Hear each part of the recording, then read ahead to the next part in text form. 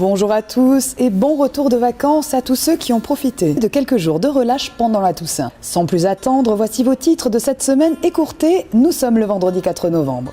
Direction tout d'abord le centre commercial Usine Mode et Maison pour un job dating. Nous partirons ensuite à la découverte de la première ressourcerie éphémère de Vélizy. Et enfin un grand reportage sur la map de Vélizy. Grande nouveauté au centre commercial Usine Mode et Maison de Vélizy. Une journée de job dating y était organisée jeudi 3 novembre. De nombreuses enseignes sont actuellement en recherche de candidats.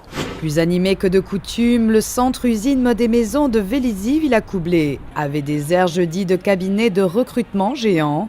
Le complexe commerçant initiait là son premier job dating en faveur de ses enseignes en recherche de collaborateurs. Vous arrivez sur un centre commercial, l'usine Mode et Maison, qui va fêter son 30e anniversaire et qui aujourd'hui bénéficie d'un souffle nouveau. Une double actualité.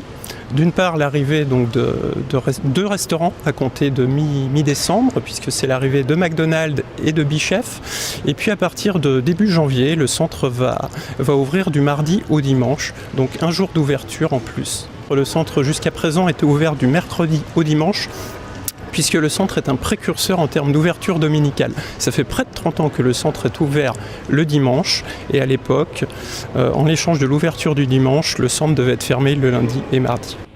En tout, une quarantaine de postes étaient à pourvoir, notamment en termes d'équipiers restauration et de conseillers vente. Pour permettre à nos enseignes de bénéficier de l'expertise d'un certain nombre de partenaires, nous travaillons en collaboration avec la mairie de Vélizy, la mission locale, Pôle emploi et puis Seine-Ouest Emploi Entreprise. Ces 4 entités ont dans un premier temps cherché dans leur vivier de candidatures, et puis cet après-midi, donc c'est donc ouvert à tous les publics. Il faut savoir qu'il y a un turnover permanent au sein des enseignes, donc demain, après-demain, il y aura toujours des besoins. Une dizaine de recruteurs venant d'enseignes comme 1, 2, 3, Salamander, McDonald's ou Bichef ont fait passer de mini-entretiens d'embauche à une 60aine de candidats. Le job dating, un concept intéressant pour eux. C'est extrêmement pratique parce que finalement, nous qui n'avons pas beaucoup de temps, parce qu'on est focalisé sur nos activités au quotidien, ça nous permet de voir beaucoup de candidats en laps de temps court. Après, on fait notre travail de sélection, mais au moins, on a une arrivée de candidats massive et donc ça nous fait gagner beaucoup de temps. Ouais. Je pense qu'à l'issue de cette journée, je devrais trouver mon compte. Quels sont vos critères, par exemple? Qu'est-ce que vous cherchez? Alors, c'est très variable. D'abord, j'ai 2 types de postes. Moi, j'ai les postes d'employés classiques et j'ai un poste de manager adjoint. Donc, évidemment, c'est différent en termes de critères. Tout ce qui est employé, j'ai pas nécessairement besoin d'expérience professionnelle. J'en cherche vraiment des personnalités, des gens qui ont envie de travailler avec nous en équipe, que je vais former à nos métiers. Donc, c'est plus de la personnalité que je recherche ici, quel que soit l'âge finalement. Évidemment, sur le poste de manager adjoint, je recherche plus quelqu'un ayant déjà une expérience, une certaine compétence, idéalement dans ce domaine d'activité-là, parce qu'il faut quelqu'un de transposable rapidement. Ravi de cette opération qui s'est déroulée sous d'excellents auspices, le directeur du centre n'a pas manqué de préciser qu'elle devrait se reproduire à l'avenir. Notez bien sur vos agendas les journées du samedi 5 novembre et mercredi 9 novembre. Puisque se tiendra en salle Icare sous la médiathèque la première ressourcerie éphémère organisée à Vélizy. Alors finalement, qu'est-ce qu'une ressourcerie éphémère? Regardons ça de plus près. Une ressourcerie, c'est une structure associative et elle collecte, elle répare, elle transforme éventuellement et elle redistribue à très bas coût les objets dont les propriétaires souhaitent se défaire. Il y a différents moyens de collecte. Il y a les apports volontaires des gens.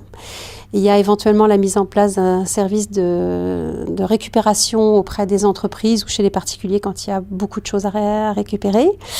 Ça peut être aussi se rapprocher des déchetteries pour aller récupérer ce qui peut l'être, pour éviter l'enfouissement et l'incinération, puisque le but premier de la ressourcerie, c'est d'éviter l'enfouissement ou l'incinération. On a reçu plus d'1 tonne d'objets. Les nettoyer, se rendre compte si on peut effectivement en faire quelque chose.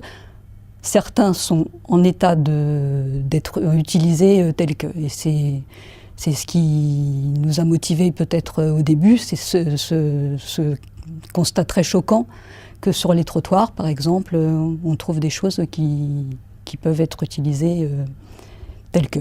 Si c'est jeté, ça va dans le camion benne, et dans le camion benne, on ne sait pas forcément, les choses sont broyées.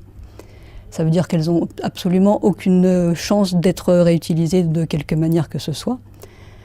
Donc la ressourcerie, elle est là pour effectivement empêcher que des objets qui peuvent servir à quelqu'un, à d'autres, soient jetés.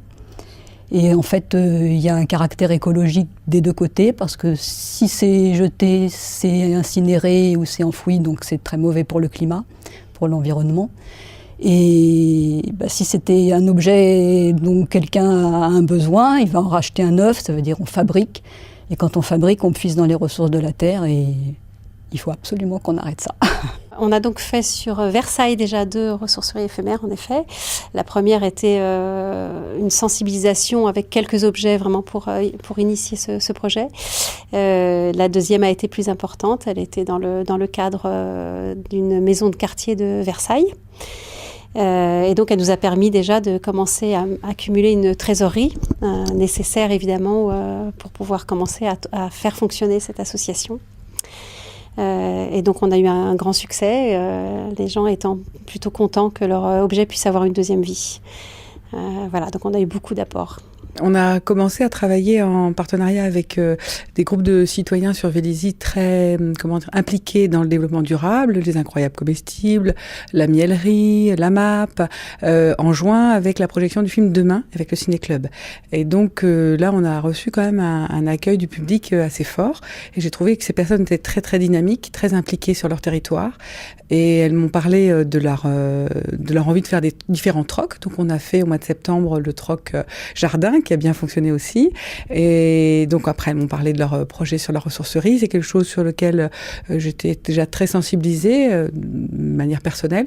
Et effectivement, il y a eu la fermeture d'Emmaüs à Trappes et qui a aussi empêché un peu la fermeture d'Emmaüs à Trappes a bloqué aussi pas mal de dons. Les gens voulaient donner. Et puis, donc effectivement, ça m'a fait un peu tilt quand les collègues ont parlé, mes amis ont parlé de ce projet de ressourcerie.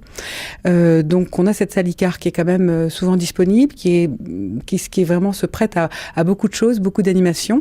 Et voilà, j'ai souhaité rebondir et leur proposer d'aménager une ressourcerie éphémère, comme à Versailles, sur un temps plus long et puis un temps de préparation, une mise en œuvre. Donc là, les services de la logistique de la ville nous ont aidés à installer le mobilier, sur du mobilier recyclé de la bibliothèque.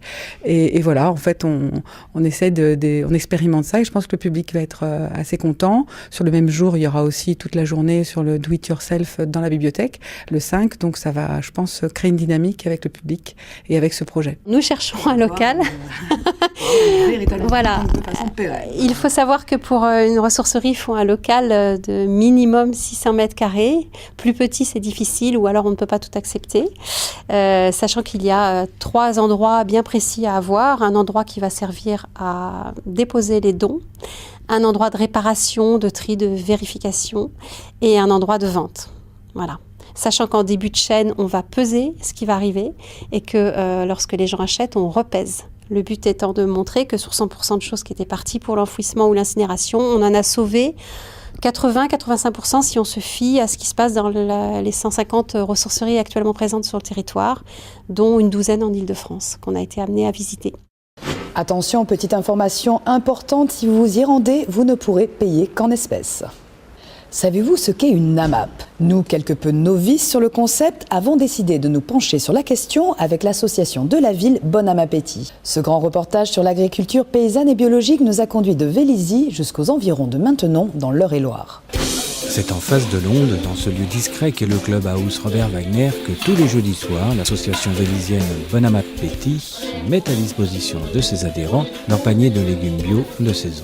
C'est une association pour le maintien de l'agriculture paysanne. Alors la difficulté des paysans, en fait, c'est d'arriver directement aux consommateurs. Et le rôle de la MAP, c'est de mettre les consommateurs en relation avec les producteurs. Donc ici, la MAP de Vélizy, on regroupe 87 familles. Et ces 87 familles ont passé des contrats avec les différents producteurs. Hormis les légumes, pain et viande, des œufs sont également proposés. Moi j'ai 200 poules. Ah ouais, quand même, d'accord. Voilà. On va faire du bruit. Oh, c'est chouette, c'est chantant, ça chante, une poule ça chante. Moi j'ai choisi l'élevage de poules pondeuses parce que financièrement par rapport au temps investi, parce que moi je veux rester maman et m'occuper aussi de mes enfants et de mon foyer. Donc pour une femme, c'est pas toujours évident et le maraîchage j'adore, mais on peut pas passer... le maraîchage c'est 65 heures par semaine, moi je peux pas. En tout cas pas maintenant parce que mes enfants sont petits encore, donc il est hors de question que je sacrifie mon temps avec eux. Donc je préfère être pauvre avec mes poules que de faire du légume pour l'instant. Donc voilà, les petites poules, bien en vivre non, parce que les charges restent assez importantes sur une petite exploitation. Mais bon, j'ai 1000 œufs par semaine à peu près. Et donc je nourris 200 familles, on va dire, fièrement en œufs. Donc c'est assez sympa, quoi. Moi j'ai fait une formation de maraîchage bio, parce que tant qu'à faire, respecter la nature, c'est quand même mieux. Moi je veux manger sainement et localement pour produire moins de déchets en termes de pollution, de transport et de transfert. Donc l'idée c'est de manger localement, des choses produites localement. Les adhérents payent aux producteurs directement en fonction de la commande qu'ils font. Donc en général, c'est des contrats à l'année où l'adhérent s'engage à prendre un panier par exemple toutes les semaines ou bien X œufs tous les 15 jours. Voilà, ça fonctionne comme ça. C'est une des grosses difficultés pour les AMAP, effectivement, c'est de trouver des producteurs parce qu'il y a un gros engouement pour ce mode de consommation. Parce que je crois que ce qu'il y a, c'est que fondamentalement les gens ont envie d'avoir un impact, que leur consommation ait un impact sur la vie de leur région, et c'est vraiment ce qui se passe. Donc la façon de faire, c'est d'aller visiter les producteurs et de voir comment ils travaillent et de voir si effectivement leur façon de travailler correspond au type d'entreprise qu'on a envie d'aider et à qui on a envie d'acheter ce produit, bien sûr. Alors, Vélizy TV est parti à la rencontre de Gaël, un producteur passionné, amoureux de la nature, qui entretient son exploitation avec la même tendresse qu'un jardinier pour son potager. La map est super importante parce qu'au moins on sait tout est vendu quand on part, et puis on a une avance en trésorerie parce que généralement les chèques sont donnés avant les 4 premiers paniers, admettons. Voilà. Donc pour nous, voilà, on a une avance en trésorerie et on est sûr que ça rentre. Il n'y a pas de... On est sûr de la vente. Ils m'ont contacté, moi j'ai dit ok, il y a tant d'adhérents. Et puis ensuite, toutes les semaines, je livre le panier que je définis. Donc j'envoie la composition par SMS, par mail. Et puis ils ont comme ça ce qu'ils vont avoir dans leur panier. Et ensuite, il y a un jour de distribution, nous c'est le jeudi. Et puis tous les jeudis soirs, les gens viennent chercher leur panier, quoi. Alors il y a un engagement en fait sur le contrat, comme quoi les gens s'engagent à accepter les aléas climatiques, je sais pas, la mauvaise implantation, le mauvais semis, les choses difficiles. Donc voilà. Donc ça peut se faire généralement moi je récompense quand il y en a un petit peu moins, l'été on met plus, ou voilà, on essaye de compenser en fait pour que les gens ne soient jamais volés, quoi.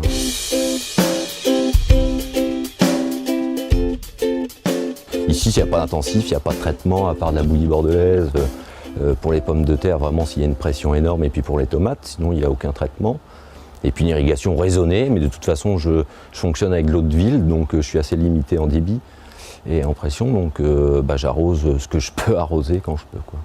La difficulté, déjà il faut avoir beaucoup de rigueur, je pense, il ne faut surtout pas se laisser envahir, essayer de gérer les chantiers correctement, implanter en temps et en heure, et surtout le désherbage avant tout, arriver vraiment à intervenir le plus vite possible pour éviter de se faire envahir, quoi, en fait. Pour l'instant, j'ai pas eu de gros pépins. Alors oui, parce que en fait, sur la diversité qu'on a, il y a des choses qu'on réussit moins bien que d'autres, bien sûr, tous les ans. Mais généralement, j'ai assez pour qu'ils aient entre 6 et 8 produits toutes les semaines, différents. Ouais. On se promène dans une des tesserres et on voit qu'il y a du plastique. Alors c'est pas du plastique, c'est du film biodégradable en fait. Ouais. Donc depuis cette année en fait, je fais toutes les salades sur film pour éviter le binage. Donc c'est un film en fait qui s'incorpore après dans la terre, qui va être dégradé en fait par les micro-organismes. Donc c'est de l'amidon de maïs ou de pommes de terre, ça dépend en fait du film. Ça a une durée d'environ 2 à 3 mois en fait, à peu près, quoi. 3-4 mois. Donc le cycle d'une salade, c'est généralement de 3 à 5 semaines, 6 semaines après, à partir de l'automne, 6 à 8 semaines. Mais généralement, donc après, on l'intègre au niveau de la terre avec des outils. En fait, c'est mélangé dans la terre et c'est dégradé par les micro-organismes. En fait, hein. Pourquoi ça ne généralise pas, ça? Ça a un coût, mais moi, le coût, je l'ai retrouvé cette année parce que déjà, on plante, on déroule notre film, on plante et après, on touche plus aux salades à part l'arrosage, quoi. Ouais. Donc, il y a en plus, il y a surtout un effet aussi de chaleur quand même. Ça chauffe quand même le sol. Donc, les salades se plaisent, sont saines, elles sont pas envahies par l'herbe, donc il y a une respiration qui se fait aussi entre les salades pour éviter toute pourriture, quoi, en fait.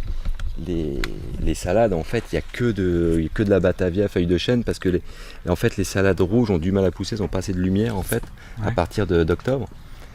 Donc c'est que du vert, quoi. Mais généralement à l'extérieur on plante une verte, une rouge. Une verte, une rouge, comme ça il y a toute une couleur qui est assez agréable à voir. Donc en plus de faire pousser les salades, t'aimes bien les couleurs, quoi. Bah ouais, faut que ce soit assez joli dans le jardin quand même. Donc on mélange tout, il y a de la roquette, du mizuna, après il y a du mesclun, il y a du pourpier. Et on mélange tout en fait. Donc ça fait une espèce de petit mélange de salade super agréable, quoi. Nous en avons profité également pour découvrir les légumes qui poussent en plein air, sur des terrains protégés de toute exploitation traditionnelle, c'est-à-dire d'épandage de produits dits phytosanitaires.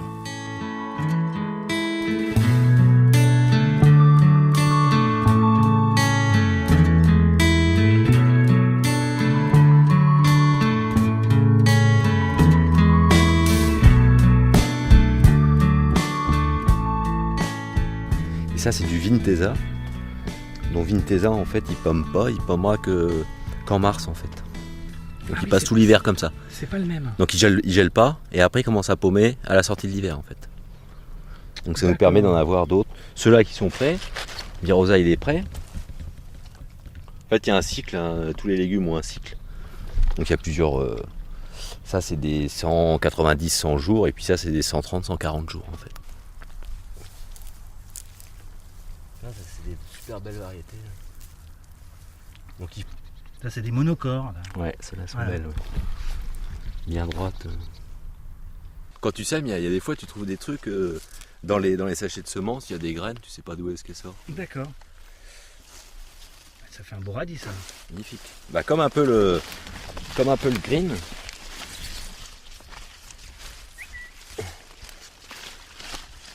Ouais, il est comme ça, il est blanc et vert.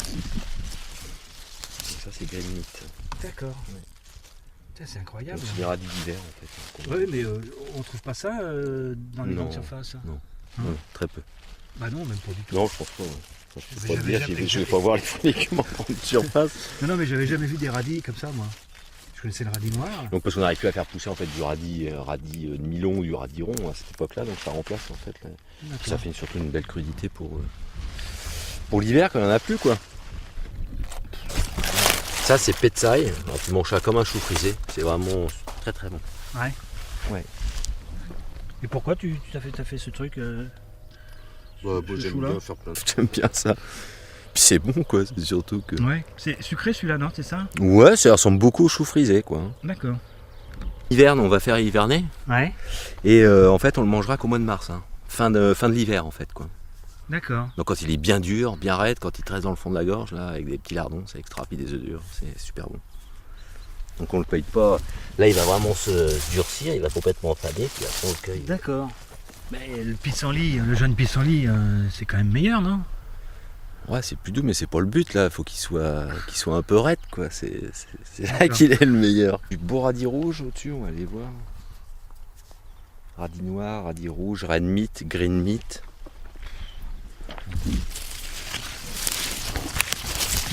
D'accord. Donc là, radis noir, rouge. Voilà. Donc là on est où exactement là? On est sous le hangar en fait, c'est là où on travaille à l'abri l'hiver. Ouais, si on peut dire à l'abri, un petit peu aéré, mais au moins on sent pas le moisi quand on rentre, quoi. C'est toujours un peu ventilé quoi. Donc c'est là où tu prépares tous les voilà, cadeaux on prépare nos commandes, voilà, les chargements, le frigo, le stockage des légumes. Et puis voilà, c'est là où on prépare tout quoi, en fait. Cette semaine, ils ont 6 ou 7 produits. Alors, il y a des courges, il y a des carottes, il y a des oignons, il y a des pommes de terre. Il y a des brocolis et de la salade. D'accord. Il n'y a pas eu de choux, c'est quand? Là, mais faut pas leur dire. On va attaquer fort. Dans 15 jours. Alors j'ai la chance d'avoir mon père et mon grand-père qui vont livrer à Vélizy-Chaville souvent quand j'ai pas le temps. Donc je leur charge le camion puis c'est eux qui livrent en fait. Mon grand-père qui a 94 ans et qui fait entre 20 et 30 km de vélo tous les matins. Mais qui n'était pas agriculteur. Non, mais qui a bossé comme un fou toute sa vie. Ouais. C'était venu comment Je voulais être berger en fait quand j'étais jeune. Ouais. Je voulais être berger tout petit parce que je faisais beaucoup de montagne avec mon père. Puis je sais pas, j'ai eu cette passion pour. Mais le problème c'est que j'ai eu des enfants tôt. Et du coup, voilà, je me suis orienté dans la recherche agricole en fait. Et puis après, j'ai voulu bifurquer. Alors le maraîchage, c'est parce que j'ai fait un stage ici et puis qui faisait du maraîchage. Sinon, je sais pas, j'aurais peut-être fait. Mais autre quand chose. tu étais dans la recherche, Mettez en place des essais. Oui. Mais tu étais dans quoi? Dans l'agriculture Agriculture, recherche variétale en fait, maïs et blé. D'accord. Oui. OGM aussi. D'accord. Donc t'es passé. Le départ des du... OGM en 94, 95. T'es passé du tout au tout quoi. Oui, je suis parti. Avant de vous quitter, regardons ce qui vous est proposé ce week-end en dépit d'une météo fraîche et pluvieuse peu favorable. Samedi de 10h à 18h à la médiathèque et en Salicar, journée do it yourself et ressourcerie éphémère. Samedi à 19h30, showcase rap, afro et créole de Calimat au service jeunesse. Dimanche à 9h, course la Sans Raison au stade Robert Wagner. Et enfin, à 14h30, le 3e Grand Prix de Vélizy au Vélodrome de Saint-Quentin en Yvelines. Ce journal télévisé est maintenant terminé. Merci à vous de l'avoir suivi. Et un très très bon week-end à tous. À bientôt sur Vélizy TV.